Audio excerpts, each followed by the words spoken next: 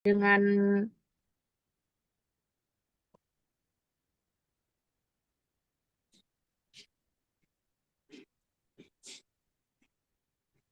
baik, mohon maaf teman-teman.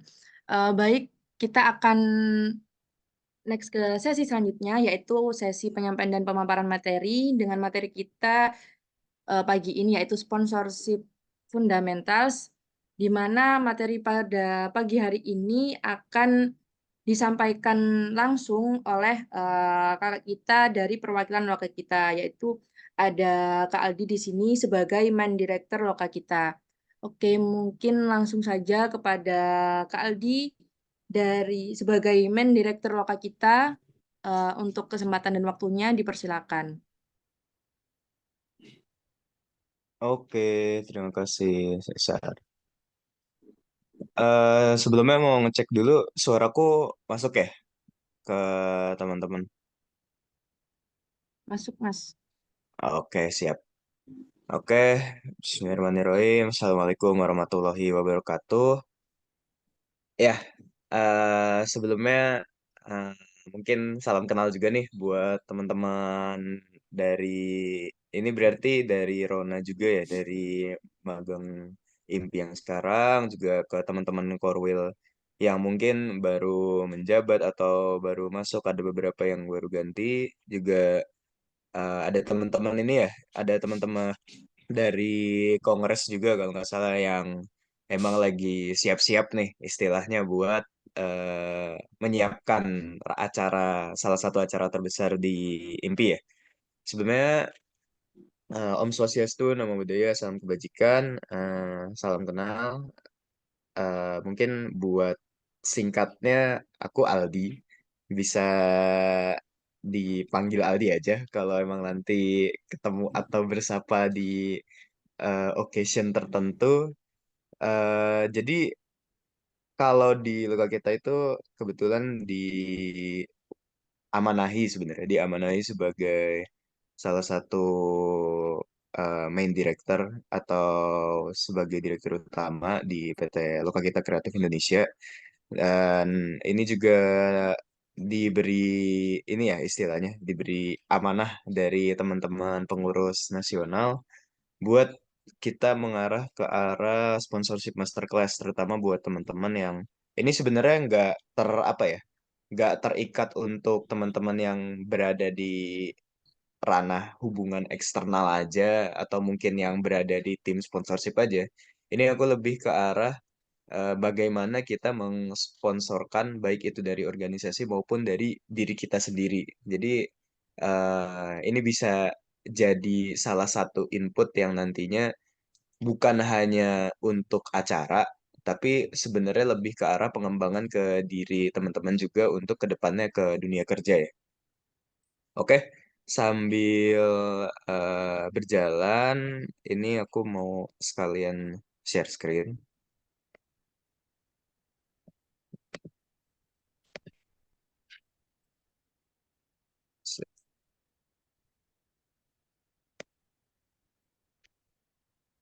Untuk share screen-nya udah kelihatan ya? Kita tolong Sudah, ada Mas, yang sudah ngaruh. kelihatan. Oke, sip. Oke, kita mulai sponsorship masterclass Rona X Upgrading IMPI 2024. Sebelumnya materi ini sebenarnya ini ya, maksudnya dari teman-teman nih, kalau misalnya mau ada langsung penyanggahan atau mau langsung tanya, ini aku lega tertutup ya. Maksudnya kalau mau langsung ditanyakan di slide tertentu, itu bisa mungkin nanti dari panitia minta tolong di react atau dipotong aja ya, atau di komen kalau emang ada yang mau di stop atau ditanya dulu. Jadi kita istilahnya berupa forum yang sifatnya kita jangan apa ya, jangan satu arah lah istilahnya. Jangan di akhir full bertanya, tapi di tengah-tengah itu jadi menutup ruang diskusi di antara kita gitu. Jadi santai aja, kita bawa materi ini yang penting dari teman-teman istilahnya bisa mengerti secara singkat dan secara padat istilah dari kata sponsorship itu apa. Oke, kita mulai sponsorship masterclass dari Rona. Sebelumnya perkenalkan lagi, aku Aldi Fauzan Mawardi, utamanya tadi sebagai main director ya, kalau di PT Luka Kita Kreatif Indonesia. Kebetulan juga sempat diberikan amanah juga dulu sebagai Presiden IMPI, beberapa pengalaman pekerjaan juga, dan sekarang juga lagi diberi amanah juga untuk menjadi DPO untuk kabinet yang sekarang ya. Nah, ini juga ada beberapa pengalaman yang sifatnya organisasional dan conference. Langsung aja kita nge-highlight sebenarnya dari titik-titik komponen utama yang ada di sponsorship ya. Sebelumnya untuk membawa ranah dari sponsorship ini aku nanti bakal mencontohkan beberapa acara IMPI di tahun-tahun sebelumnya, baik itu di kabinetku maupun dari diri kabinet Menalis. Kabinet Menalis itu berarti kabinet 2021. Untuk highlights-highlights utamanya, kita meng-highlight itu apa itu dari arti sponsorship itu sendiri secara komponen. Lalu untuk partners itu bagaimana kita nanti akan memilih dan mengutamakan partners apa yang dipilih dalam suatu acara. Negotiation table ini bagaimana kita mendiskusikan apa itu yang kita punya sebagai bargain power atau kekuatan dalam menawarkan. Lalu juga di negotiation table ini nanti akan dibahas tentang pitching dan maintain. Maintain itu bagaimana kita bisa menjaga hubungan yang telah dibangun dari sponsorship tersebut. Kita masuk ke sponsorship dulu. Nah, sebenarnya mungkin dari teman-teman juga udah bisa nge-react sendiri lah ya. Maksudnya mungkin dari teman-teman juga bisa nih komen-komen. Sebenarnya kalau dari arti kata sponsorship itu sebenarnya apa sih? Sponsor. Ship. Ini sorry ya, tipu sponsorship.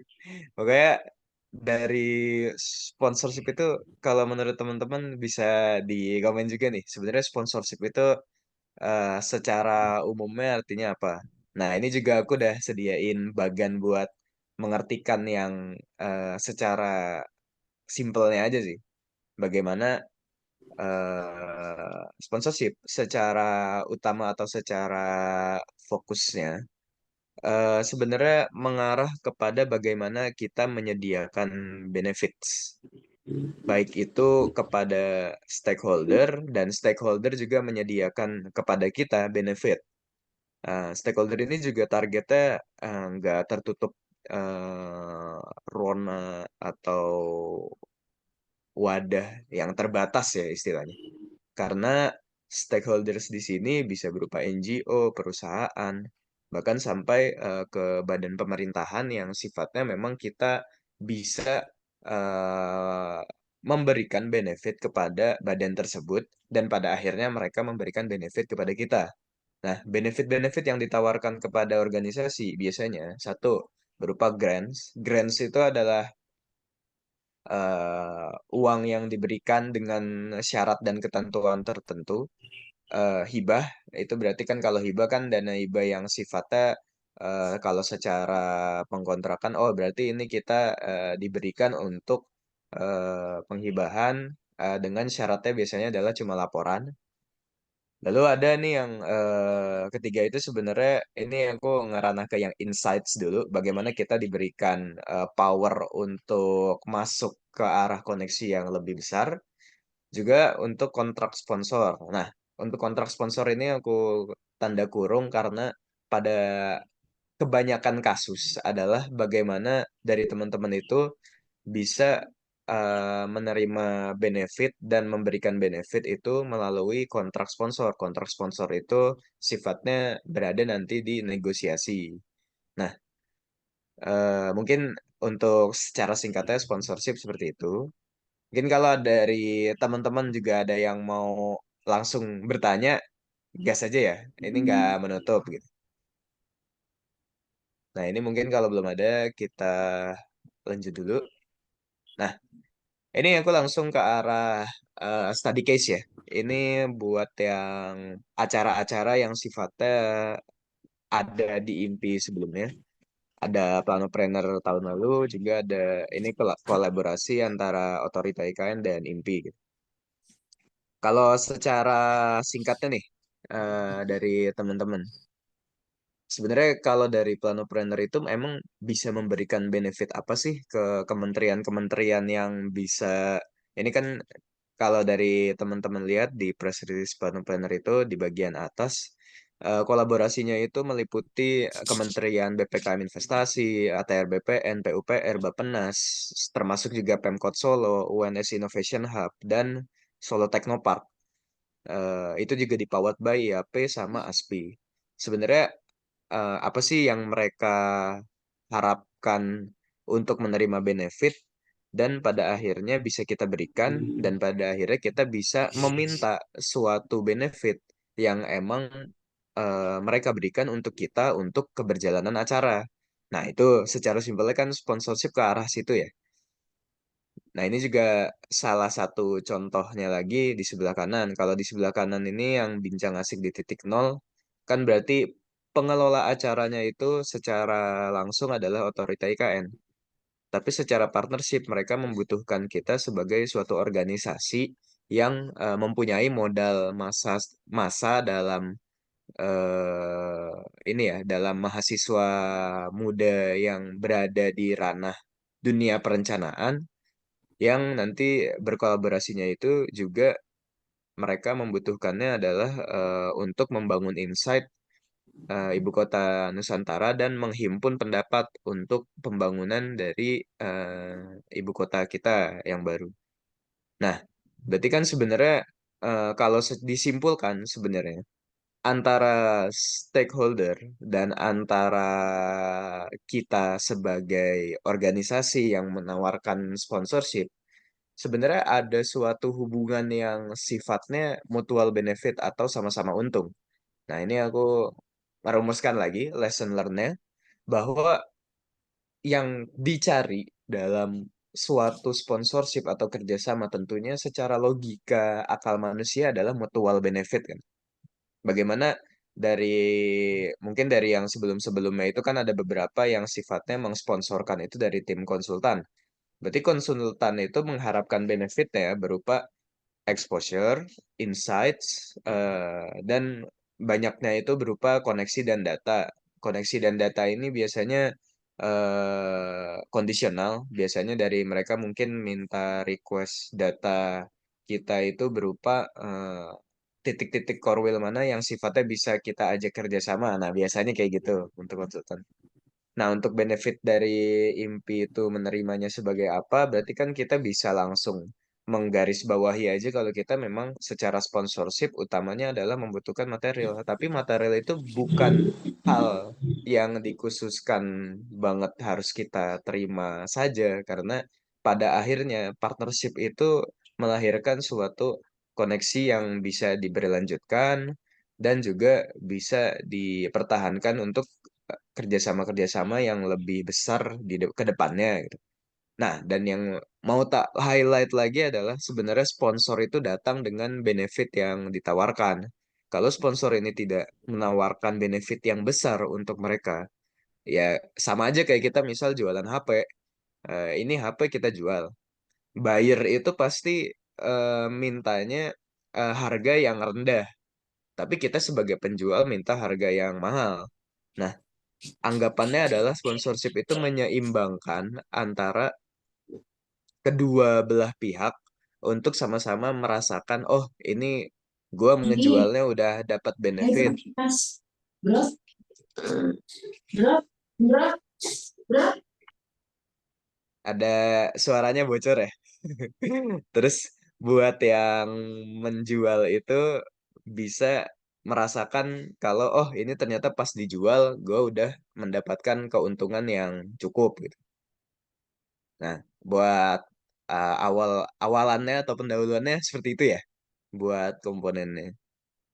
Mungkin ada pertanyaan dulu atau feedback dari teman-teman, monggo ya.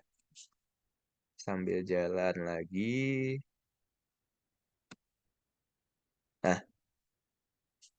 kita masuk ke arah partners.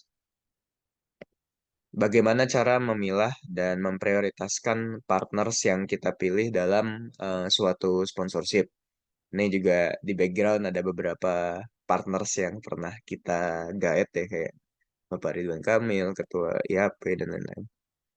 Nah, ini aku bawa lagi ke study case buat teman-teman. Ini acara di Kabinet Menalis zaman Pak Pres sekarang, dan saya sempat bekerja sama di kabinet itu dulu, masih sama-sama sebagai staf ahli ya Mas. Nah, di sana kita membuat suatu webinar yang ada di Disnatalis Impi Nasional itu dengan temanya itu apa kabar ibu kota negara baru. Dengan temanya itu deforestasi dan nestapa masyarakat Kalimantan diterjang bencana banjir. Nah, dari teman-teman bisa nggak sih sebenarnya kelihatan nih dari poster ini sebenarnya key partners utama yang di highlight itu siapa dan mengapa gitu. Nah, coba nih kayak sambil dilihat sambil dicerna dulu. Di sini kan ada ATR BPN, Walhi, sama Jatam ya utamanya. Di tiga itu. Nah, kalau kita mengulik kembali ke komponen-komponen utama sponsorship, di mana kita mencari mutual benefit atau keuntungan secara bersama, berarti kan tentunya dari tim sponsor yang berada di luar IMPI ya. Misal kayak dari tim ATR BPN atau Walhi atau Jatam yang mereka notabene pasti punya tim eksternal. Mereka pasti mencari nih wadah yang sifatnya, oh, saya bisa mengirimkan atau memaparkan aspirasi yang sesuai dengan badan mereka. Nah, itu adalah kekuatan dari sponsorship kalian di acara-acara. Misal nih, deforestasi dan estapa masyarakat Kalimantan diterjang bencana banjir. Kalau secara eh, temanya ya, berarti ATR BPN itu memiliki istilahnya urgensi untuk bisa datang ke acara itu untuk menjelaskan, oh ternyata emang ibu kota ini secara secara wilayah emang ideal untuk dibangun gitu. Tapi buat tim Walhi dan Jatam, mereka ada urgensi buat datang juga karena mereka perlu menjelaskan dan meluruskan nih. Oh, di sini sebenarnya ada ruang penyalahgunaan atau masyarakat adat masih belum eh, teraspirasi dalam pembangunan. Nah, dari walaupun keduanya sifatnya ini ya saling beroposisi, tapi kan akhirnya membangun suatu isu atau membangun suatu output yang sifatnya adalah kita bisa berdiskusi bersama di dalam suatu forum ini. Nah, siapa yang diuntungkan dalam forum-forum ini itu adalah fokus marketing sponsorship. Jadi untuk menemukan target sponsorship utama, kalian misal nih lagi acara kongres, temanya apa? Ya kalian sebenarnya perlu temukan dulu temanya itu sehingga nanti ke depannya target dari sponsorship utama itu kelihatan berdasarkan fokus badan mereka. ATR BPN fokusnya apa? Perencanaan. Walhi fokusnya apa? Kebijakan lingkungan. Jatam juga ke arah mungkin ke arah kebijakan lingkungan dan sifatnya untuk pemenuhan hak kebanyakan ya, untuk Jatam dan Walhi kan.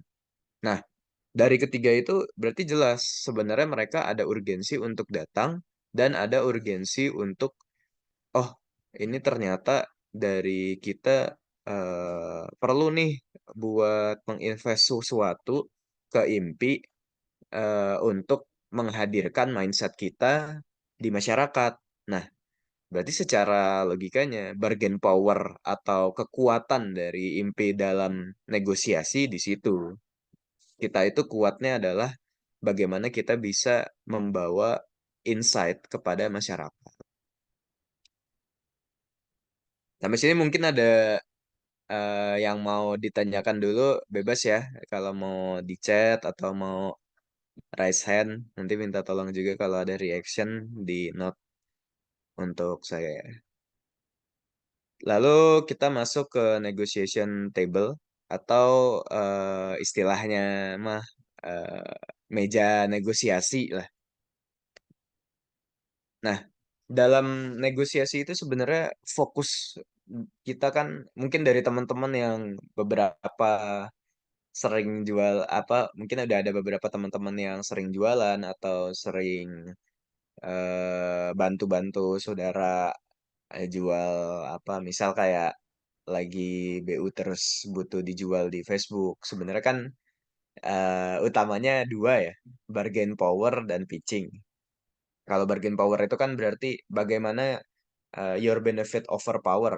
Jadi keuntungan yang kita tawarkan itu nggak cuma apa ya, bukan cuma yang sifatnya nggak ada substansinya dan nggak kuat.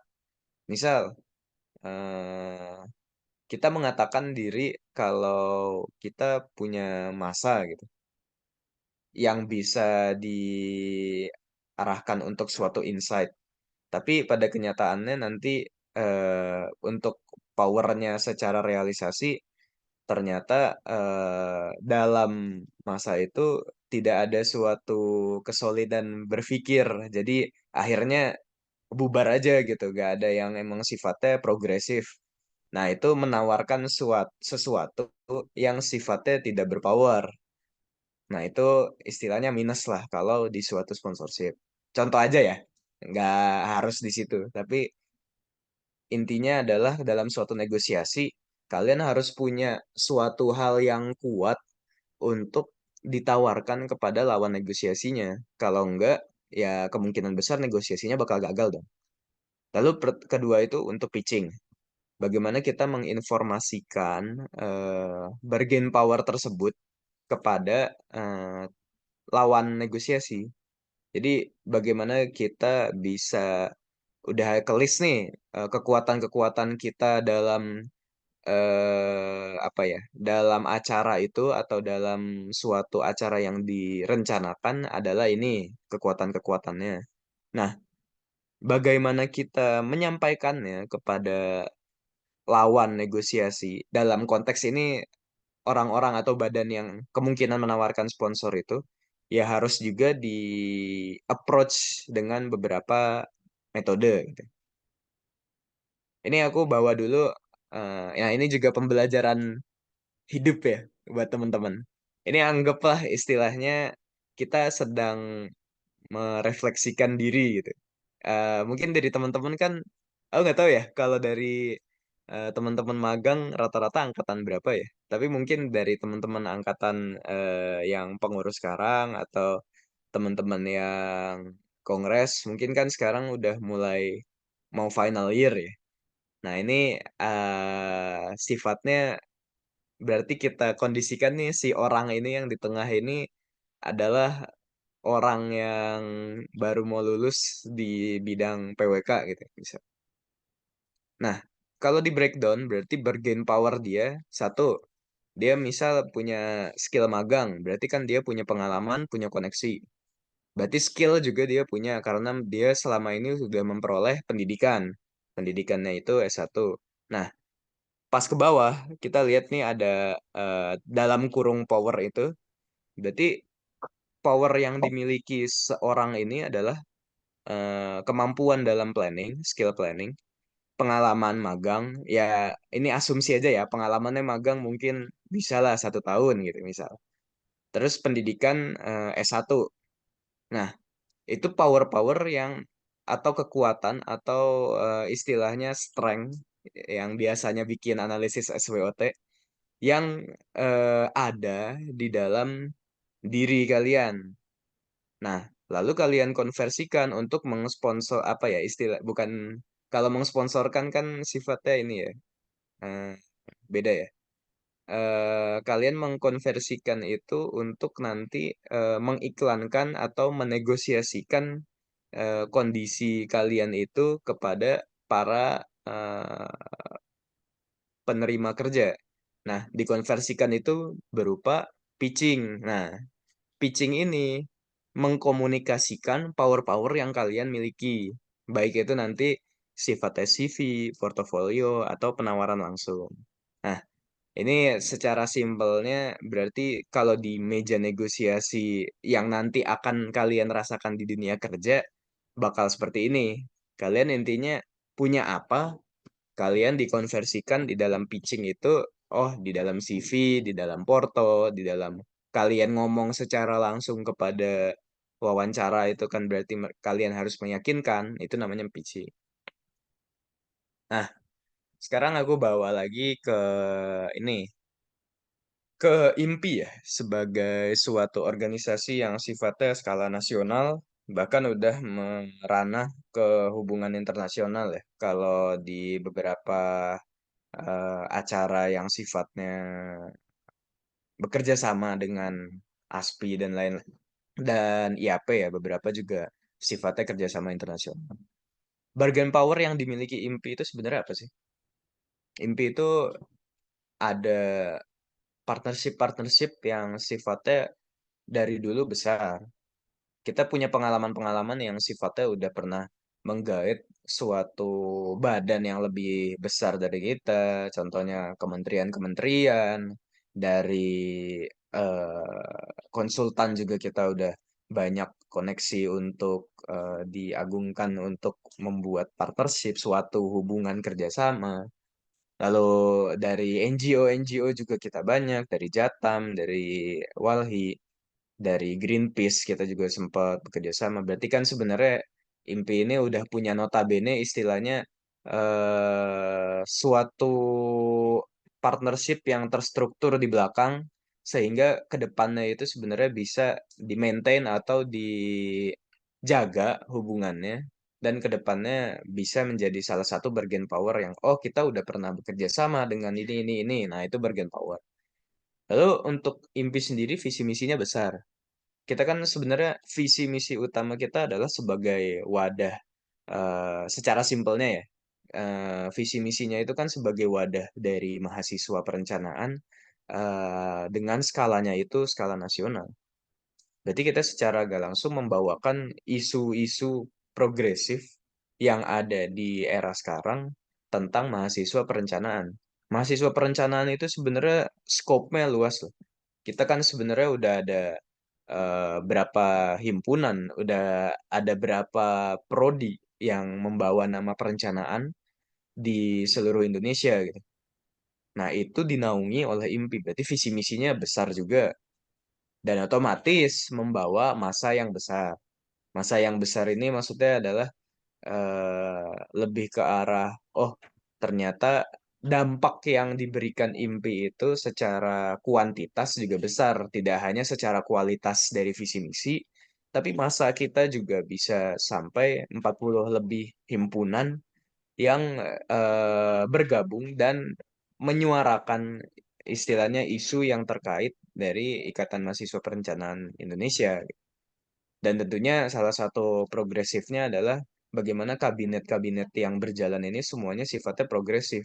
Kita bisa mengenalkan ke orang-orang yang mau dikatakan sebagai sponsor bahwa IMBI itu sebenarnya memiliki suatu kepemimpinan yang sifatnya berestafet dan program-programnya berlanjut eh, bersama dari program-program yang ada sebelumnya. Ada beberapa yang sifatnya itu nanti bisa dikerjasamakan ulang kepada teman-teman partner yang sebelumnya sudah ada. Nah, ini jadi salah satu bargain power juga. Nah, power yang diterima ini berarti kan kita memiliki satu besar insight. Insight yang kita berikan tentunya besar. Dampak secara kualitas tentunya kita juga besar. Juga relasi atau koneksi di mana kita bisa menghubungkan mahasiswa perencanaan itu secara skala nasional. Nah, nanti tugasnya apa? Tugasnya itu dikonversikan dari hal-hal tersebut di pitching ke arah yang sifatnya ini ke technical sponsor. Baik itu paket sponsor dan proposal sponsor. Bahkan nanti juga sebagai bekal untuk dari teman-teman pitching secara langsung kepada orang sponsor yang ditargetkan. Nah, ini study case lagi sebenarnya untuk Kongres Nasional ya. Mungkin ada teman-teman dari Korwil Jateng juga yang udah datang ke acara ini. Ini aku bantu aja sih sebenarnya eh, mem apa ya istilahnya? Memberikan insight untuk teman-teman nih.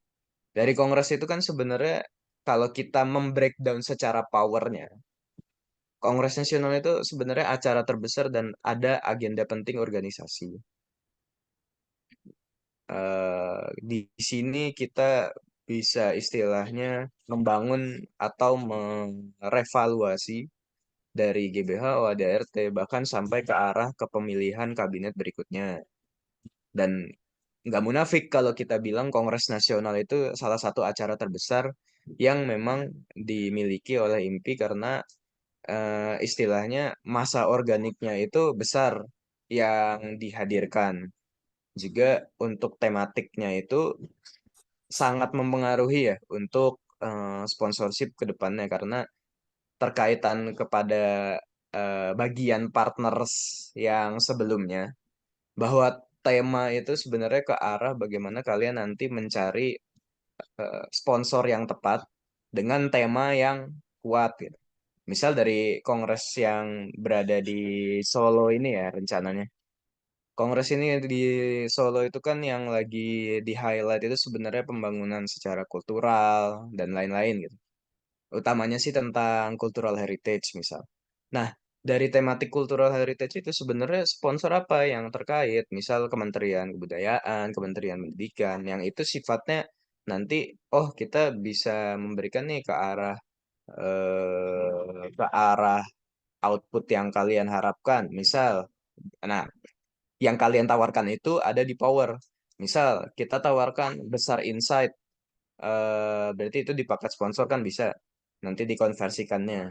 Besar dampak, besar dampak itu dikonversikannya misal dalam penyajian proposal kalian. Misal dari latar belakang kan di sponsor itu di proposal itu pasti kan ada bagian latar belakang. Di titik beratkan bagaimana besar dampak dan tematik kalian itu bisa memberikan suatu impact sehingga nanti dalam pitching itu yang sifatnya berada di paket sponsor dan proposal ini kalian terlihatnya itu adalah sebagai suatu acara yang memang kedepannya memang besar dan pada akhirnya bisa menggait calon-calon sponsor yang tertarik karena pada dasarnya eh, kongres ini sebenarnya suatu acara yang besar gitu. Jadi dari acara yang besar itu sponsornya juga bisa menghasilkan yang besar asal kalian bisa mengkomunikasikan kekuatan-kekuatan yang dimiliki yang telah di breakdown di pitching yang kalian kirimkan nanti ke calon-calon sponsor. Jadi seperti itu dari teman-teman. Mungkin sampai sini ada istilahnya insight atau pertanyaan atau mungkin konfirmasi juga nggak apa-apa sambil aku ngambil napas dulu ya. Silakan, silakan kalau mau ada yang ditanyakan dulu.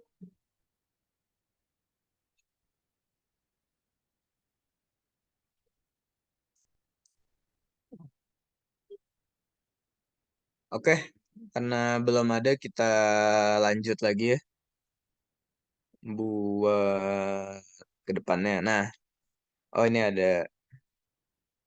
Oh ya, oke, sip. Lalu berikutnya untuk sponsorship fundamentals ya. Lesson learn ini aku mau coba bawa dari loka kita. Salah satu, mungkin aku juga sambil tipis-tipis sponsor dikit nih, enggak ya? Istilahnya tipis-tipis ngejelasin secara singkat loka kita. Jadi secara simpelnya loka kita itu suatu konsultan yang berfokusnya itu di output master plan, surveyor dan dokumen perencanaan. dengan projects-nya itu udah dalam 1 tahun terakhir itu kita udah ada beberapa, ini udah disebutin ya. Mungkin kalau dari teman-teman mau ngelihat komplit Loka Kita achievement-nya itu di linknya ada. Nanti ini materinya juga mungkin kalau bisa aku kirim ke panitia, nanti minta tolong dikirimin, mungkin ada di grup besarnya atau gimana, nanti mangga. eh Aku mau nge-highlight-nya sebenarnya bagaimana kita bisa menggait partnership dan sponsor beberapa. Kalau kita kan berarti lebih ke arah investor. Menggait investor juga yang masuk ke PT Leko Kita Kreatif Indonesia.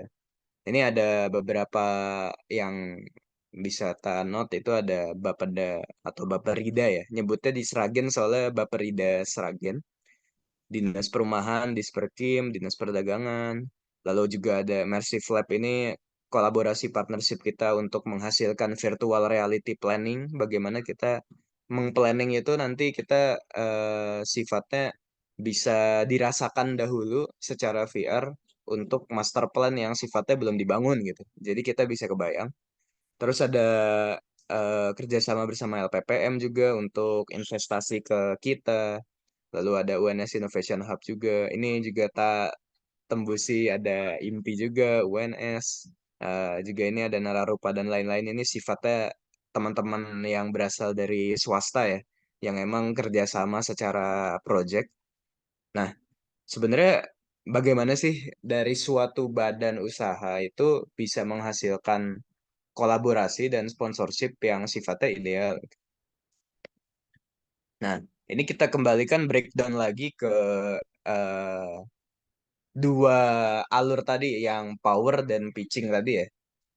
Nah, pertama kita mengiklankan atau branding diri adalah sebagai konsultan dengan experience planner, dengan visi misinya adalah berupa pembangunan berkelanjutan.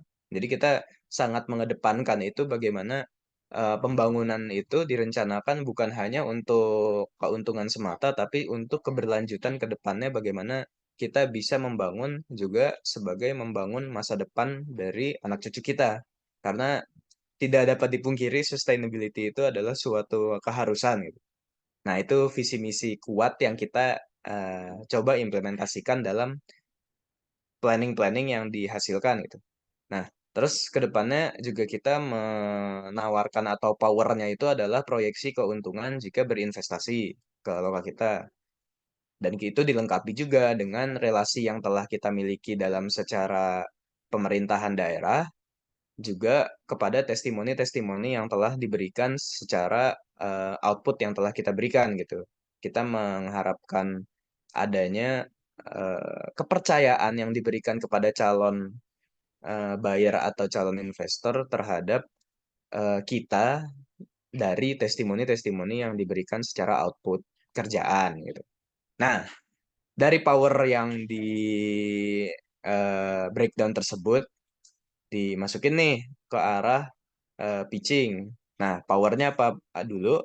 Powernya itu kita masukkan itu besar dividen atau besar pembagian keuntungan yang diproyeksikan, implementasi visi misi yang sifatnya sustainability yang telah disebutkan itu, koneksi juga experience ya. Ini sebenarnya lupa tak tambahin. Adalah bagaimana experience atau pengalaman yang telah kita punya sebagai suatu badan usaha.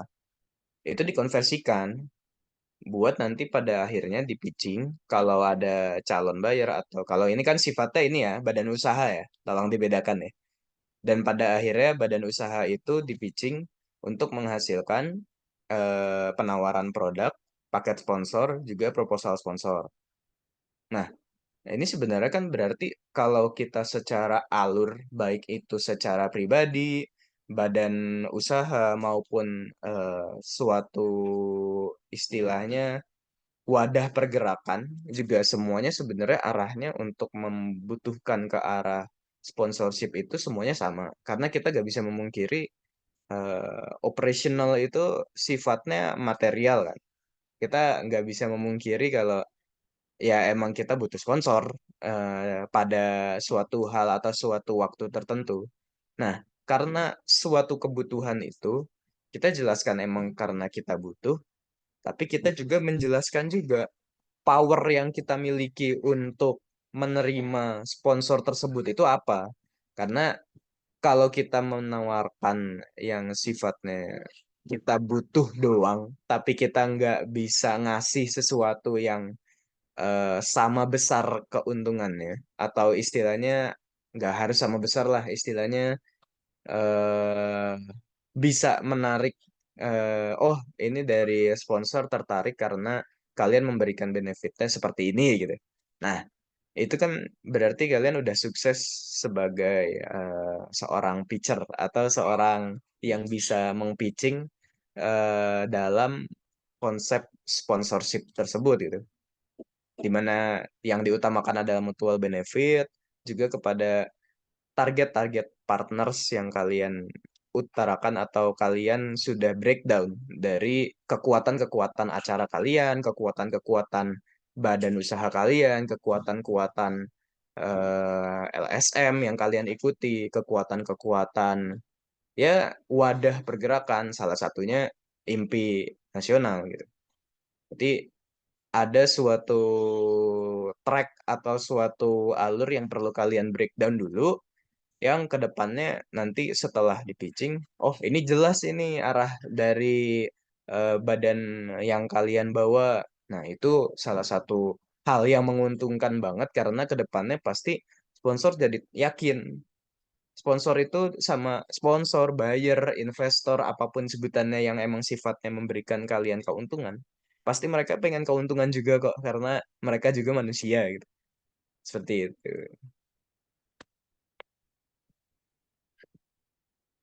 Oke, ini kalau ada pertanyaan dulu sebelum lanjut ke arah pitching ya gitu.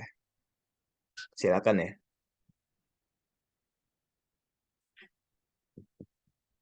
Oke, belum ada mungkin kita ke arah pitching ya. Nah, terus tadi kan dibahas ya sebenarnya kalau dalam negotiation itu atau negosiasi itu pasti ada yang sifatnya pitching. Pitching itu bagaimana kita menyampaikan power-power atau kekuatan yang dimiliki suatu badan, suatu acara ke calon-calon sponsor. Nah, kalau aku sih sebenarnya ngebaginya pendekatannya dua, tapi nanti dari kedua pendekatan ini sebenarnya nanti ada suatu integrasi lah istilahnya. Ada pendekatan yang sifatnya kedua pendekatan ini bisa berjalan secara sekaligus ya. Nanti aku kasih contohnya juga. Nah, contoh sekarang pendekatan proaktif.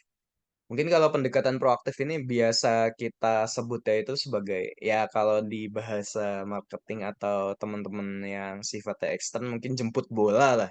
Jemput bola itu benar-benar yang kita secara proaktif mendekatkan diri, direct approach, dan ini sifatnya menghasilkan suatu long time sponsorship partners gitu. Ini aku rasakan itu di loka kita ya, karena dalam pendekatan proaktif ini terbangun suatu hubungan yang sifatnya nggak cuma secara profesional tapi secara sentimental. Bagaimana mereka menghargai bentuk approach proaktif sehingga kedepannya dalam menjamin suatu keberlanjutan kerjasama itu mereka lebih oke dan lebih nyantai gitu. Cuman mungkin secara kurangnya adalah bagaimana banyaknya pendekatan itu bertentangan dengan pendekatan birokratif sehingga nanti unsur yang sifatnya birokrasi itu biasanya banyak yang keskip gitu. Pada akhirnya tidak sesuai protokol. Nah, terus buat pendekatan pitching secara birokratif, pendekatan birokratif ini sangat by protokol ya, karena biasanya kalau contoh dalam badan usaha itu biasanya untuk pelelangan project, nah itu sangat sesuai dengan birokrasi, tapi menghasilkannya short time sponsor, di mana setelah kalian nih eh, memenuhi istilahnya birokrasi panjang yang diperlukan untuk memperoleh pendanaan itu, ke depannya belum tentu lagi nih mereka menghasilkan suatu hubungan yang sifatnya tadi, kalau proaktif itu memungkinkan adanya hubungan sentimental antar dua belah pihak. Tapi kalau birokratif tentunya enggak kan, karena mereka by protokoler gitu. Mungkin kalau secara benefit semuanya sama-sama benefit tergantung ini ya, tergantung keuntungan yang ditawarkan. Tapi biasanya ya kalau dari secara birokratif sustainable-nya emang lebih ke arah short time karena mereka itu sangat bergantung kepada sistem protokol. Jadi sistem protokolnya itu seperti apa? Nanti ke depannya kalau memang ternyata belum bisa diberlanjutkan ya udah selesai gitu. Kan beda ya kalau proaktif itu kita meng-approach atau jembatani lewat jemput bola tersebut. Nah, mereka itu malah sifatnya sentimental karena mereka merasa kita butuh dan pada akhirnya mereka juga mendengarkan secara khusus bagaimana berjalannya sponsor di suatu badan itu bisa menghasilkan output yang bagus sesuai dengan apa yang disepakati gitu. Nah, sebenarnya kalau utamanya dari pitching atau highlight bawahnya itu petakan sebenarnya pitching itu sesuai karakter dari target sponsor yang kalian miliki gitu. Ini coba aku bawa contoh aja deh biar gak terlalu pusing. Ini aku bawanya ke project-project loka kita ya. Yang ini beberapa, ini salah satunya ada di Villa Joglo yang ada di Bogor. Ini kita ngebangun suatu villa dengan di bawahnya itu emang ada kawasan edukasinya juga. Ini perpaduan master plan zona villa bersama modern heritage temanya. Temanya itu jadi memadukan antara konsep modern dengan konsep kebudayaan. Nah, ini kita kerjasamanya itu atau kolaborasinya ke bayarnya itu secara direct approach. Nah, direct approach itu kita jemput bola kepada penyalur proyeknya, kita datang, kita obrolkan bagaimana terms and condition dari kontrak pekerjaan. Nah, itu sifatnya direct approach. Dan pada akhirnya ini kan sebenarnya pembangunannya by ini ya, by request secara swasta atau secara pribadi lah nyambungnya, jangan swasta. Request secara pribadi dan datang ke lembaga kita itu memohonkan suatu jasa dan kita memberikan benefitnya adalah atau menawarkan power benefit atau bargain power kita adalah kita sudah berpengalaman dan sudah memiliki sertifikasi gitu misal. Nah, itu pada akhirnya kan menghasilkan suatu yang kita targetkan di suatu sponsorship itu suatu mutual benefit yang tadi di awal, keuntungan secara bersama. Nah, pada akhirnya dari direct approach ini lahir hubungan sentimental yang sampai sekarang alhamdulillahnya kita juga masih berhubungan baik dengan buyernya dan itu menghasilkan suatu kerjasama yang sifatnya terus-terusan gitu. Nah, itu long time, Kak. Nah, ini terus aku coba contoh lagi ini yang untuk bureaucratic approach. Bagaimana kita mendekatkan atau meng-approach pitching-nya itu secara birokratif. Ini untuk proyeknya itu untuk pemetaan administrasi batas desa ya di Kabupaten Sragen. Dan pembuatan ini di tahun 2022 kalau nggak salah. Nah, aku lebih mau nge-highlight-nya adalah bagaimana ini bisa disebut bureaucratic approach. Nah, kalau dari teman-teman, kalau tadi masih ingat ya, bureaucratic approach itu kan bagaimana kita meng-approach-nya itu sesuai dengan alur protokoler. Baik itu dari pelelangan, ataupun kita harus maturnya, atau matur itu apa ya bahasanya? Kita harus datangi atau menegosiasikannya itu secara birokrat ke siapa dahulu. Nah, itu sifatnya bureaucratic approach ya. Beda sama yang sifatnya kayak direct approach tadi yang emang langsung ke klien atau langsung ke penyalur kliennya itu. Yang sifatnya emang diobrolkan secara langsung dan selesai gitu. Nah, bureaucratic approach ini banyak istilahnya persyaratan dan kondisi yang harus dipenuhi dahulu karena mereka kan sifatnya ini ya, sifatnya pemerintahan. Nah, bureaucratic approach ini juga ini bukan hanya terkait dengan klien ya, tapi di sponsor juga gitu. Pasti nanti kalau kalian mendekatkan diri ke salah satu sponsor dan mereka mengharapkan adanya, oh kalian harus mengikuti protokol ini, kalian harus buat surat ini. Nah, itu sifatnya birokratif kan. Nah, itu yang disebut bureaucratic approach. Makanya tadi dikembalikan lagi, approach-approach yang kalian gunakan itu sebenarnya harus disesuaikan dengan klien atau sponsor yang emang kalian dekati gitu. Karena nggak semuanya bisa valid atau bisa sesuai sesuai dengan karakter yang dimiliki oleh sponsor tersebut gitu. Misal kita mau minta sponsor ke ATR BPN. Secara logikanya kita mainnya birokratif kan. Nah, gitu loh. Kayak model-model yang arahnya seperti itu. Mungkin juga bisa jadi juga maksudnya gak semua pemerintahan itu harus birokratif. Mungkin ada yang berdasarkan by relation. Nah, itu kan berarti direct approach. Nah, ada suatu hal yang perlu kalian kaji dulu saat mau mendekatkan diri ke pihak sponsor gitu, sifatnya. Nah, ini terakhir buat dual approach, bagaimana kita menggunakan dua approach ini di dua fase ya sebenarnya. Ini kita project di Pasar Ikan Balekambang di Kota Solo, di mana pasar ini niatnya dibangun sebagai suatu kawasan wisata juga, juga sebagai tetap mempertahankan dia sebagai status pasar ikan.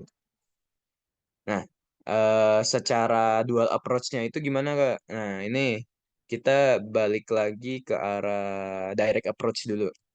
Direct approach yang kita dekatkan kepada owner pasar ikan Balekambang adalah secara jemput bola yang sifatnya menghasilkan hubungan sentimental. Kita berhubungan baik sampai sekarang dan itu sifatnya long term relationship. Tapi untuk creative approach-nya apa? Ternyata dalam berjalannya project, mereka butuh suatu pendampingan yang sifatnya membangunnya ini harus melalui kerjasama pemerintah. Karena ini kan sifatnya kalau dari aset pemerintah itu harus berkolaborasi antara swasta dan pemerintah. Nah, kalau kalian udah belajar pasti ini ada PPP namanya, pembiayaan pembangunan apa gitu. Kalau di aku soalnya pembiayaan pembangunan. Nah, pembiayaan pembangunan itu kan collab antara swasta yang banyaknya ya, bukan berarti semuanya, tapi mayoritas itu secara direct approach dan dari pemerintah yang beserta kepemilikan dia di suatu aset. Nah, contohnya ini Pasar Ikan Balekambang. Mereka itu mengapproach-nya itu perlu secara birokratif karena mereka perlu penyesuaian dengan standar, penyesuaian dengan sertifikat yang mereka ketahui. Nah, itu kan sifatnya birokratif. Nah, dari dual approach ini sangat memungkinkan untuk dilakukan. Kenapa bisa dibilang gitu? Karena berarti dalam karakter sponsor yang kita terima ini ada suatu situasi dan kondisi di mana emang semuanya itu harus berjalan secara long term dan sentimental, tapi ternyata diperlukan juga approach birokratif untuk membangun atau menjalankan kerjasama tersebut gitu. Akhirnya kita kan perlu memenuhi standar, kualifikasi, dan lain-lain. Nah, itu sifatnya birokratif, kan. Nah, makanya sebenarnya dari dua klasifikasi tadi, itu mengklasifikasikan secara general. Tapi pada akhirnya kalau secara spesifik dibutuhkan kedua approach, itu sangat memungkinkan. Gitu, gitu sih, guys. Oke, sebenarnya kalau untuk materi di situ, kalau dari aku, ya besar harapannya kita bisa berdiskusi santai aja sih, karena itu juga secara gak langsung ada bagian dari IMPI juga. Terus juga tapi aku juga udah ada di dunia kerja. Barangkali dari teman-teman juga mau bertanya santai aja sih, mungkin mau tanya-tanya tentang loga kita juga, nggak apa-apa. Atau mungkin malah mau bertanyanya fokus ke arah yang materi juga gas aja ya, bisa ditanyakan gitu. Ini itu sih buat apa materi dan eh, cocok bacotnya. Mungkin bisa dari teman-teman kalau ada yang mau ditanyakan eh, gimana sistemnya mungkin dari dari panitia mangga ya. Nanti aku serahin dulu aja gitu ke teman-teman. Oke, thank you teman-teman. Mungkin bisa aku kembaliin ke panitia ya. Terima kasih. Baik, diucapkan terima kasih untuk Mas Aldi atas semua materi yang udah disampaikan. Baik, selanjutnya untuk teman-teman semuanya yang mungkin ada yang ingin didiskusikan atau yang ingin ditanyakan, mungkin bisa langsung aja raise hand atau bisa lewat room chat untuk mengajukan hal yang ingin ditanyakan atau yang ingin didiskusikan. Untuk teman-teman dari pengurus nasional maupun dari Korwil, serta dari perwakilan panitia Kongres Nasional, mungkin juga boleh dipersilakan jika ada yang ingin ditanyakan.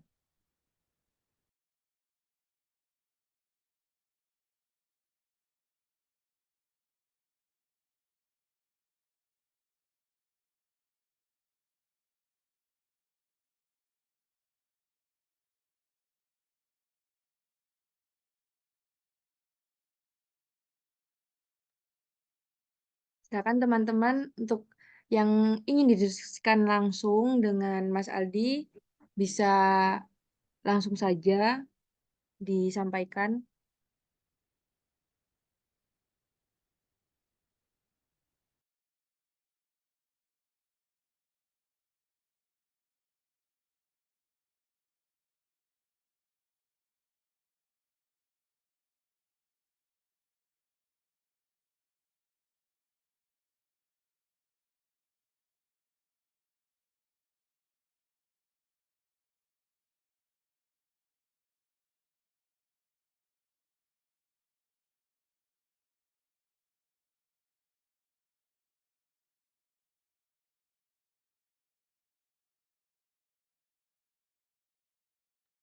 Gimana nih teman-teman? Ada yang ingin didiskusikan langsung saja. Oke, mungkin dari siapa nih?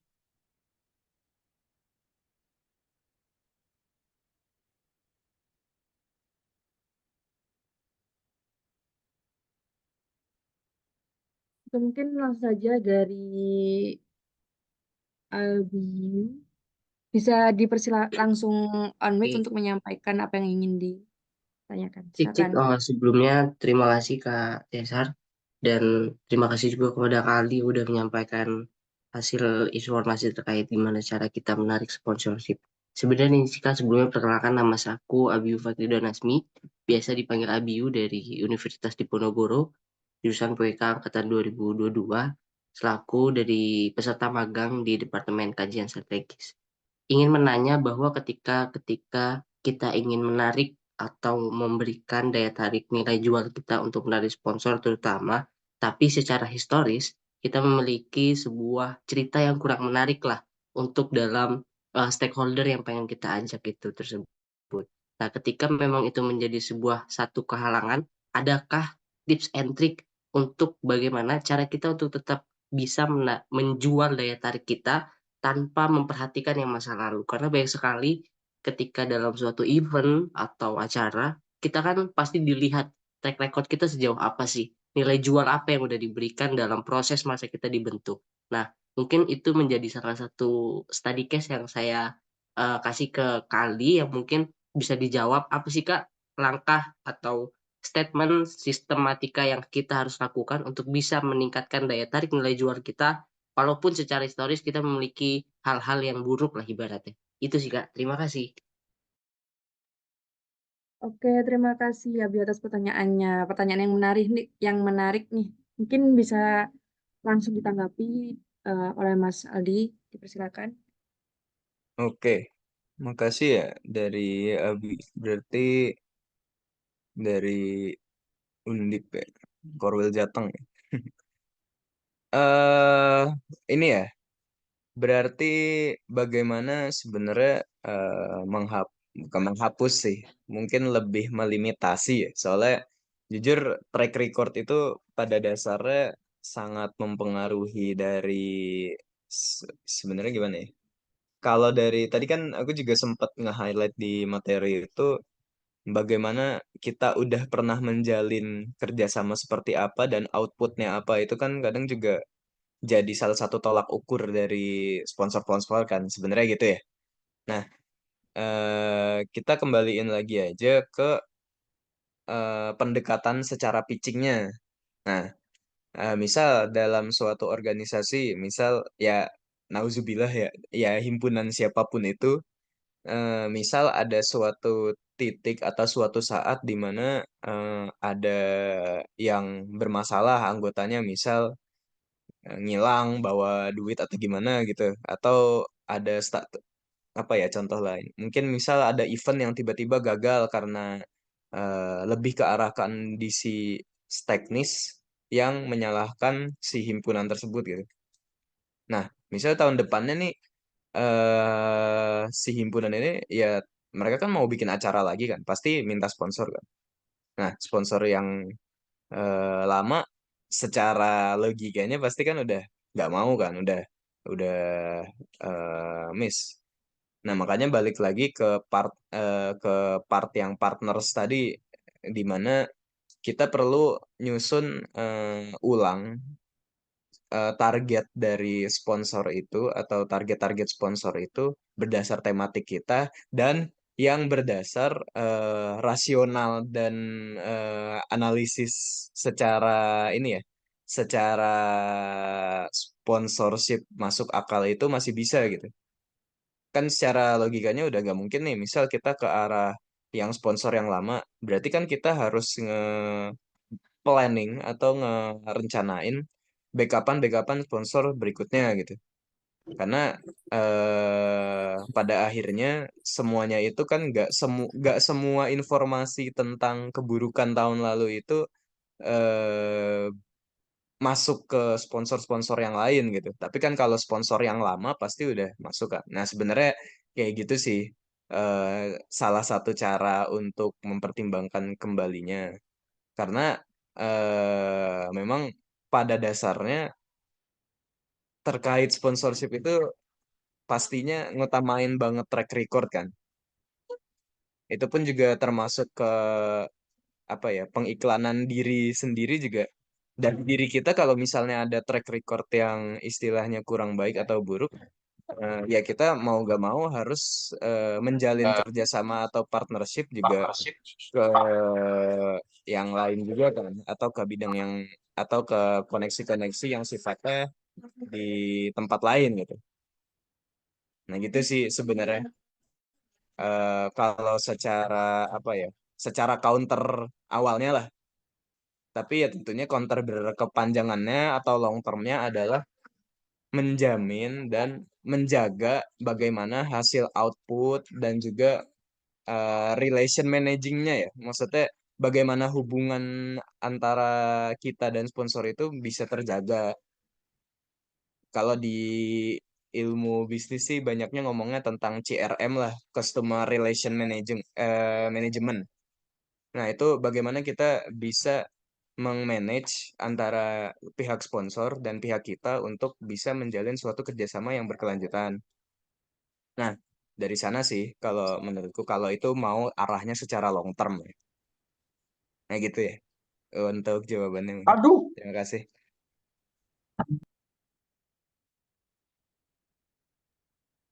Oke, terima kasih Mas Aldi atas jawaban yang udah disampaikan. Mungkin dari Abiyu, jika ada feedback, dipersilakan. Mungkin terima kasih Kak atas jawabannya udah mencukupi lah dari hasil pertanyaan yang saya ajukan. Oke, terima Oke. kasih. Oke, mungkin next pertanyaan dari teman-teman. Jika ada yang ingin didiskusikan bisa langsung aja raise hand atau bisa kirim pertanyaannya lewat room chat. Dipersilakan teman-teman.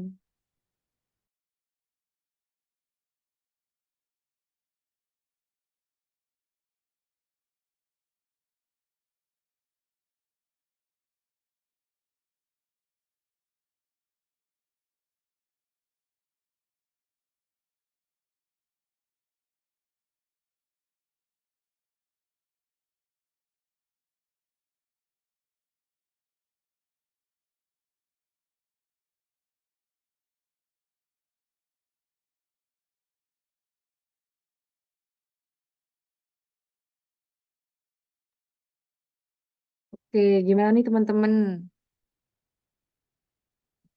Ada yang diskusikan lagi, dipersilakan ya. Oh ya teman-teman mau ngingetin bahwa di kolom chat udah ada absen yang bisa diisi teman-teman.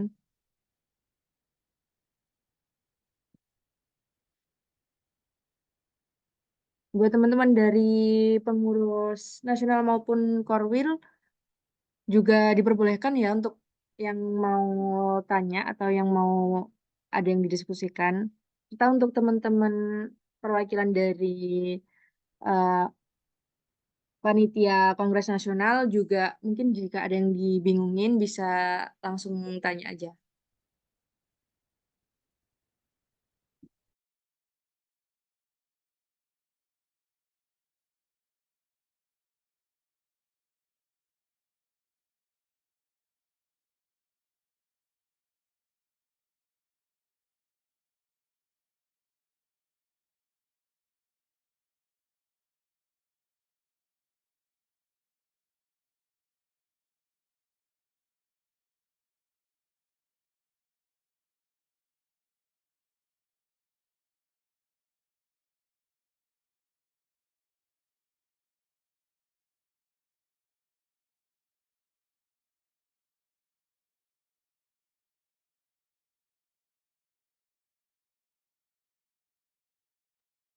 Oke, mungkin ini ada dari Presnas, ada Mas Wahyu.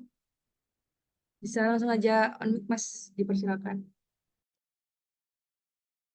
Oke, makasih Ca buat waktu dan kesempatannya.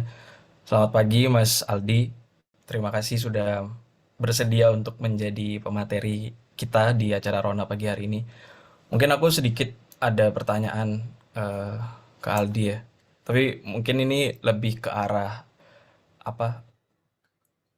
eh, Bagaimana awal Mas Aldi dan tim membangun project bernama Loka Kita ini. Jadi selama tadi aku mendengarkan penjelasannya juga aku ada tertarik sedikit terkait bagaimana Mas Aldi dan tim juga untuk membangun sebuah project consultant. Karena kalau yang kita lihat sekarang kan project-project konsultan di kota-kota besar itu kan udah banyak ya kalau yang aku lihat. Dan apalagi di Solo sebagai home base-nya Loka Kita gitu.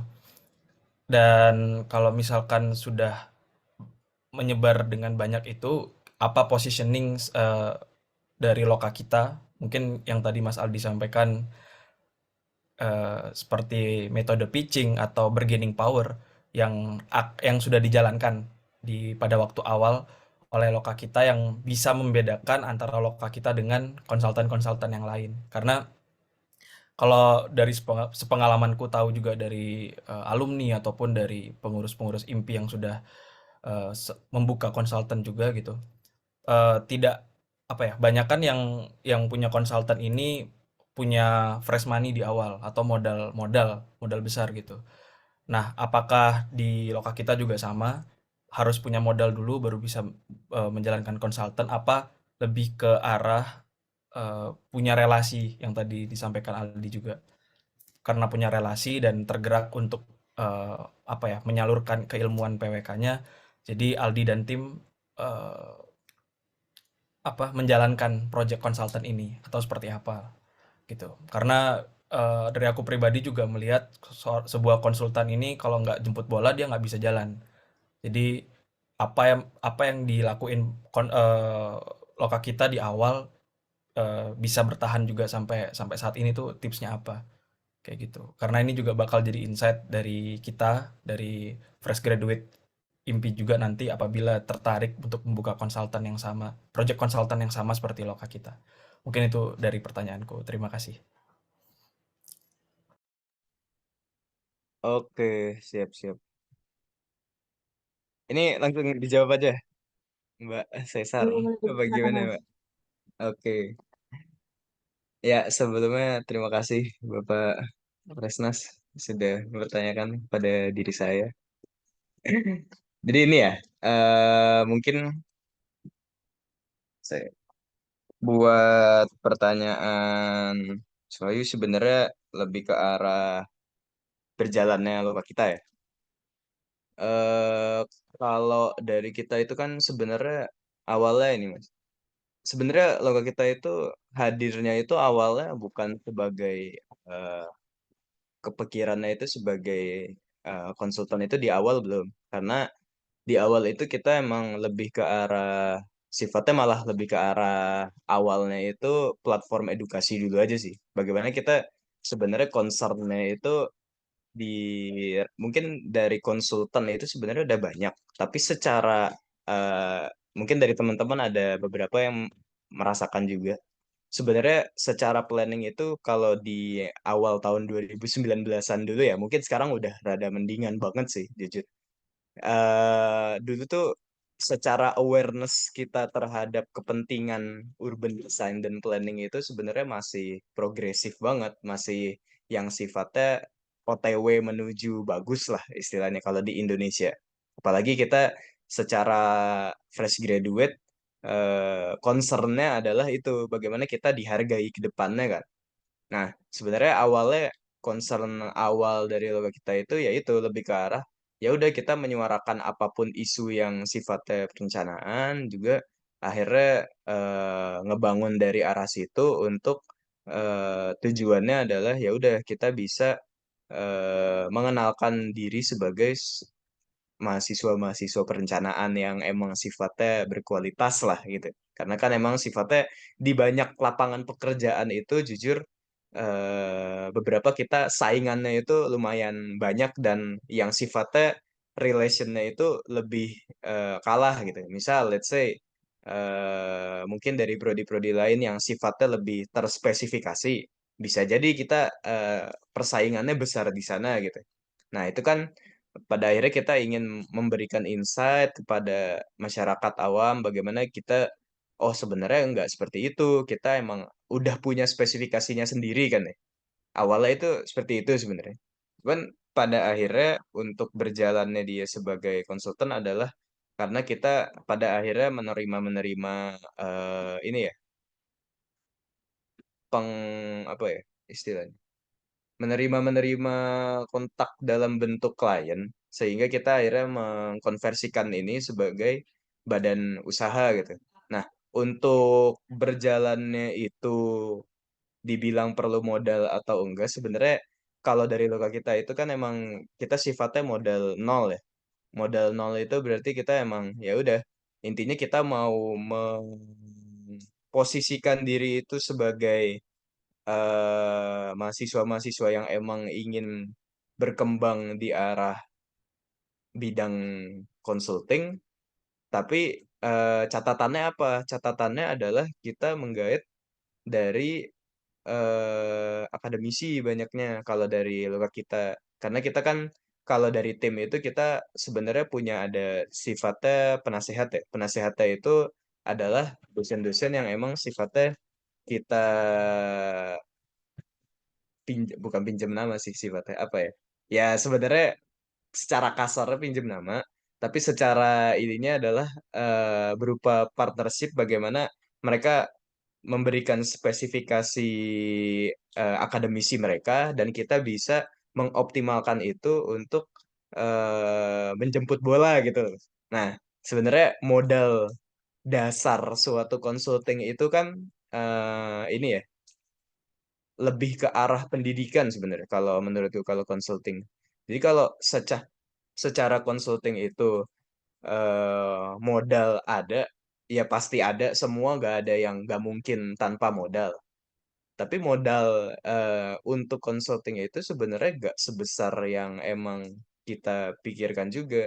Yang penting adalah bagaimana kita menyusun tim yang emang sifatnya arahnya meranah ke akademisi yang terspesifikasi, yang memang bisa menghasilkan outputnya itu. Kalau kita kan targetnya ini ya, kalau kita kan master plan ya. Mungkin kalau dari teman-teman dari cabangan produk PWK itu kan banyak ya sebenarnya. Pemetaan aja itu udah bisa jadi suatu consulting sendiri gitu. Nah ini kan kalau yang 3D master plan disambungkan ke VR VR itu kan kita menjadi daya tarik uniknya sendiri. Nah, bargaining power kita juga adalah ini Mas, dari output produknya. Sebenarnya consulting itu banyak, aku akui. Di Bandung banyak, di Bali banyak, mungkin di Jakarta juga udah full mungkin sifatnya yang emang mereka mengklaim-klaim atau ada teritorinya masing-masing lah kalau kita akui gitu. Tapi kan kembali lagi sebenarnya uniqueness atau kekuatan unik dari suatu startup. Ini kan sifatnya kita startup ya. Sebenarnya apa ya, mendeterminasikan atau mendefinisikan kekuatan dari startup itu berjalan ke depannya. Nah, kalau dibilangnya bisa dibilang kurang unik dari produknya, itu bisa dijamin kalau kita bakal menjadi suatu startup yang sifatnya copy paste gitu. Nah, kita mengkuatkan diri bargaining power-nya itu, nah di situ di output produk sama di yang tadi di output pitching secara investasi secara berkalanya bahwa kita proyeksi keuntungannya adalah begini-begini. Nah, itu secara teknis perusahaan dimanapun pasti begitu ya. Bagaimana para pemiliknya juga pasti meminta suatu benefit material gitu. Nah, sebenarnya seperti itu. Bagaimana nanti dari luka kita itu yang emang sifatnya modal awalnya nol, kita menjalin relasi. Sebenarnya benar, menjalin relasi itu penting karena kita mengarahnya ke kebutuhan akademisi. Dari kebutuhan akademisi itu udah terpenuhi, kita bisa kembali lagi ke sana ke arah menjemput bola, direct approach, ataupun direct creative approach. Nah, dari sana akhirnya kita bisa mendapatkan istilahnya keberlanjutan dari badan usahanya lah. Seperti itu. Oke, itu sih jawabannya, Mas.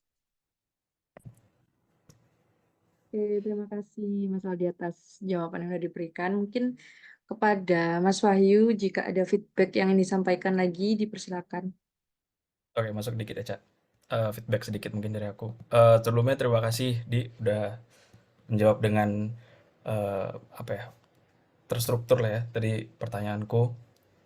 Dan ya kalau dari aku pribadi ngerasa apa ya, jalan kita untuk masuk ke dunia konsultan sebagai seorang planner itu sangat besar karena di luar nanti lulusan PWK itu kerja di instansi atau kedinasan atau kementerian, ya konsultan ini bisa menjadi satu apa ya, satu titik terang lah kita untuk bisa mengembangkan pengetahuan-pengetahuan yang dimiliki di eh, kampus gitu ya. Dan yang tadi sebenarnya yang jadi satu triggerku bertanya itu adalah skill kita sebagai seorang planner untuk mengorganize atau mengorganisir usaha. Karena kita di PWK kan apa ya bahasanya jarang dapat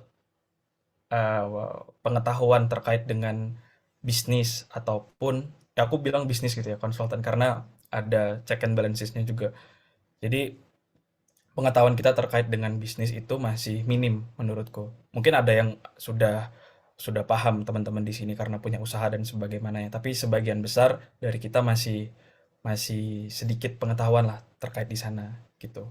Nah, kalau tadi aku melihat lagi jawabannya Mas Aldi gitu ya.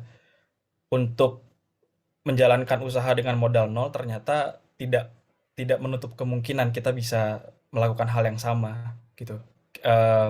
Karena kan mungkin kita sebagai seorang lulusan PWK memikirkan untuk membuat konsultan pasti pertama adalah modal gitu. Jadi kalau tadi aku dengar dari penjelasannya Aldi, ternyata dengan modal nol pun masih bisa jalan asalkan ada relasi dan kita punya pengetahuan terkait itu. Jadi pitching itu dari dua dua modal tadi udah bisa dijalankan. Jadi ini bisa menjadi semangat baru buat teman-teman yang nanti berminat untuk jalan di jalan yang sama dengan loka kita.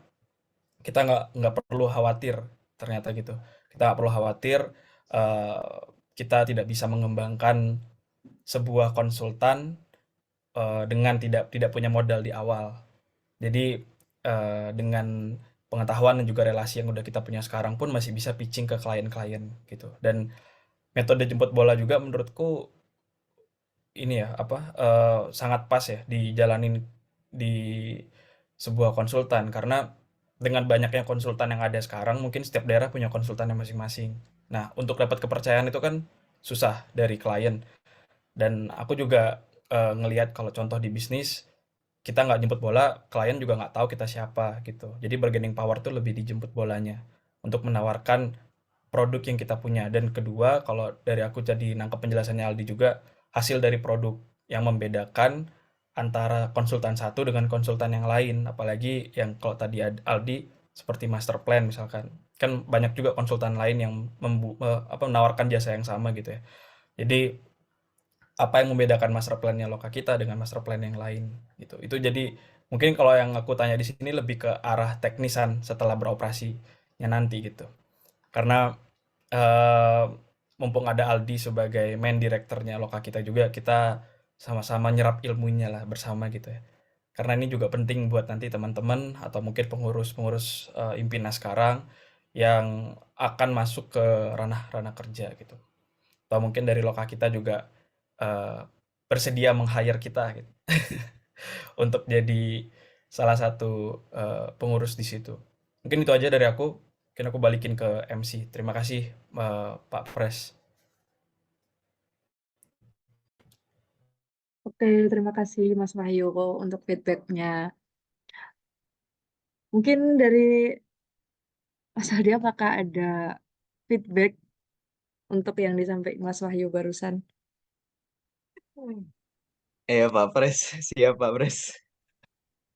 eh Udah sih, ya kalau tadi ada tambahan di akhir kayaknya tuh, kalau emang ada yang tertarik, sebenarnya kita deket-deket ini mau ada jadi iklan dah. Apa di? Oke apa-apa, ya udah. Itu lagi ada mau open position buat teman-teman. Tapi ya dipantengin aja di media lokal kita. Mau ada beberapa posisi yang open, ya barangkali ada yang tertarik. Ya magang-magang, paid paid internship gitu kan lumayan gitu. Ya gitu aja sih. Tapi tadi juga ada tambahan lagi, emang benar kalau secara perencanaan wilayah dan kota itu produknya itu banyak.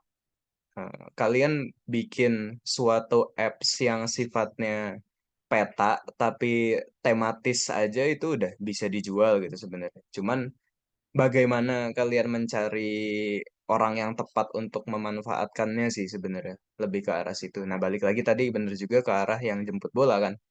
Karena eh relation itu penting, approach tapi lebih penting.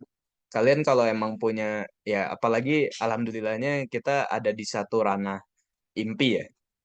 Jemput bola itu sebenarnya udah difasilitasi gitu loh. Maksudnya kalian minta kontak ke siapa itu sebenarnya bisa. Cuman kan bagaimana kalian apa ya istilahnya? Bagaimana kalian berusaha untuk menggunakan atau memanfaatkan atau memberdayakan dari apa yang kalian punya itu kan.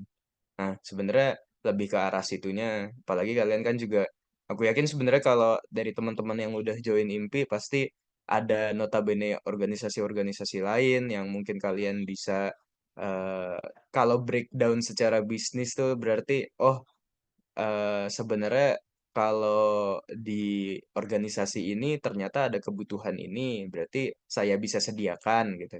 Nah kan pola pikir bisnis sebenarnya kayak gitu gitu.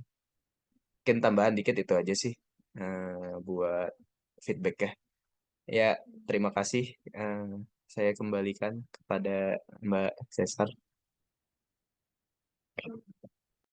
Oke, terima kasih Mas Aldi atas semua yang udah disampaikan dan juga eh, buat teman-teman nih, udah seperti yang dikatakan Mas Aldi tadi, bisa dipantengin terus media sosialnya dari lokal kita untuk lumayan lah nambah-nambah pengalaman. Oke, mungkin next aku kasih satu kesempatan bertanya lagi. Mungkin buat teman-teman yang masih yang ada ingin didiskusikan ataupun ada yang ingin ditanyakan lagi, dipersilakan.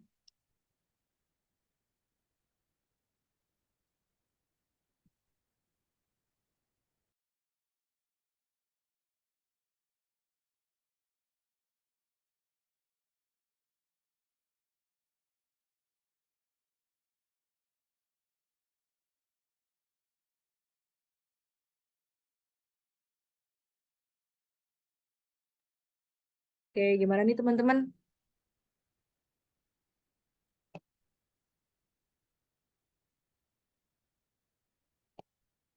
Oke, mungkin jika dari teman-teman cukup, mungkin di sini terakhir aku kali ya Mas pengen nanyakan satu hal terakhir. Mungkin eh menurut aku pengen minta saran aja sih ke Mas Aldi. Mungkin menurut Mas Aldi itu hal yang paling penting, paling utama yang perlu kita perhatikan sebelum kita approach ke sponsorship ke suatu lembaga itu apa Mas kayak gimana gitu. Itu aja. Mungkin terakhir dari aku. Oke, oke. Apa yang perlu dipertimbangin sebelum approach gitu ya, sebelum datengin. Iya, benar banget Mas. Ah ya, balik lagi sih. Misal nih dari kalau tanggung jawab di IMPI yang approach siapa ya? Aku belum tahu soalnya kalau di yang kabinet ini. Tapi intinya gini sih, secara simpelnya eh sponsorship itu kan eh, komponen utamanya adalah yang mutual benefit tadi ya. Berarti sama-sama diuntungkan istilahnya. Nah, berarti yang perlu disiapkan apa? Yang perlu disiapkan adalah keuntungan-keuntungan apa yang kalian tawarkan sebenarnya itu. Dan kalian eh, dengan benefit yang kalian udah tuliskan itu, kalian meminta apa dari eh, sponsor yang akan didekati gitu istilahnya. Nah, itu kan tercermin lagi nanti berarti nyiapin bargaining power tuh gimana caranya kita bisa memposisikan kalau kita di meja negosiasi itu posisi kita emang setara atau kuat gitu. Kita bisa menawarkan sesuatu yang sifatnya emang sama besar di pihak mereka gitu. Nah, makanya kalau yang perlu disiapin itu berarti pitching terutama bagaimana nanti dari proposal penawarannya, dari bagaimana kalian menyampaikannya itu juga sebenarnya yang perlu disiapin sih kalau menurutku karena dasar-dasar penyampaian kekuatan kalian itu ada di situ gitu loh. Tapi tentunya di awal-awal banget lagi kalian harus ya nge-breakdown dulu sebenarnya kekuatan dari acara ini apa sih sampai orang-orang sponsor itu bisa tertarik untuk oh ternyata gue bisa nih naruh duit di IMPI dengan harapannya adalah insight mereka naik gitu misal. Nah gitu loh. Berarti tadi yang perlu disiapin sih. Nanti berarti nge-breakdown powernya dulu dari kalian itu punya kekuatan di secara badan dan secara acara apa. Terus siapin pitching, baru di approach datang ke sponsor yang sudah ditargetkan lah gitu. Gitu sih.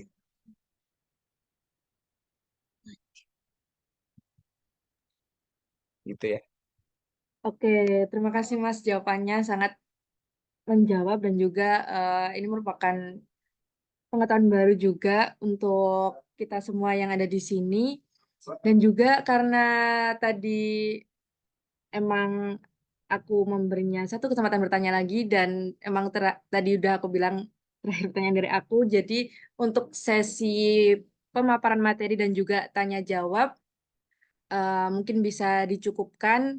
Dan sebelumnya sekali lagi aku mau ucapin terima kasih kepada Mas Aldi untuk semua materi dan juga tanggapannya yang udah disampaikan di sini. Dan terima kasih udah bersedia untuk dan berkenan untuk menjadi pemateri di siang hari ini kayak gitu.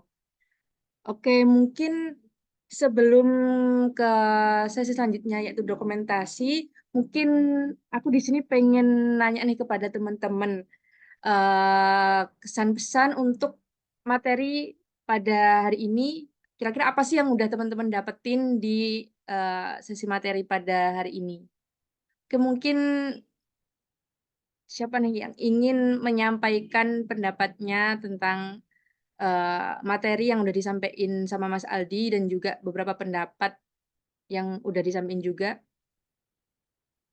Ayo teman-teman, siapa nih yang mau menyampaikan? Oke, mungkin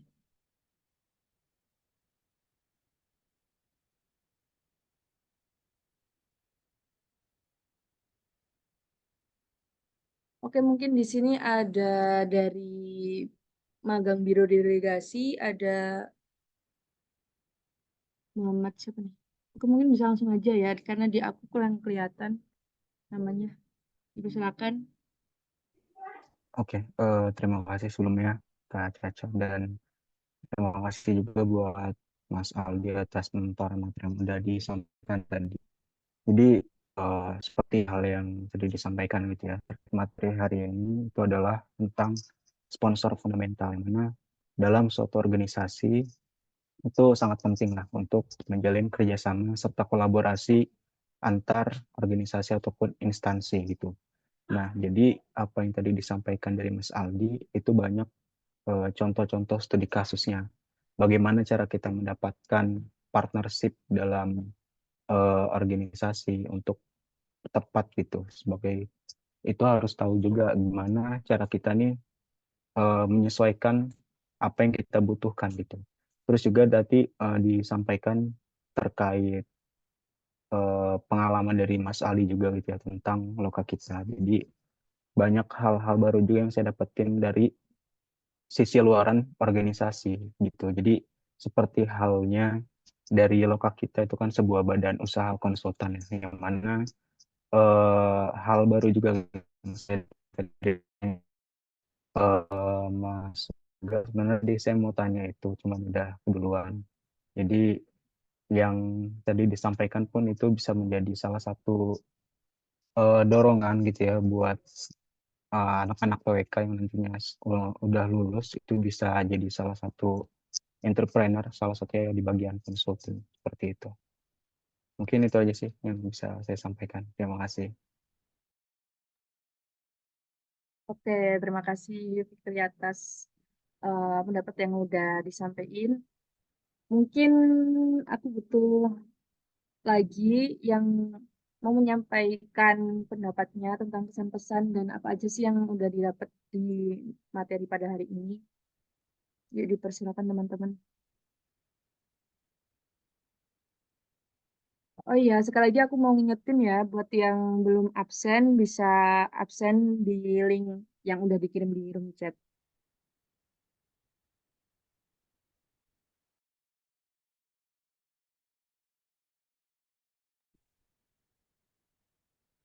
Yuk, siapa yuk teman-teman? Apa mau aku tunjuk aja nih?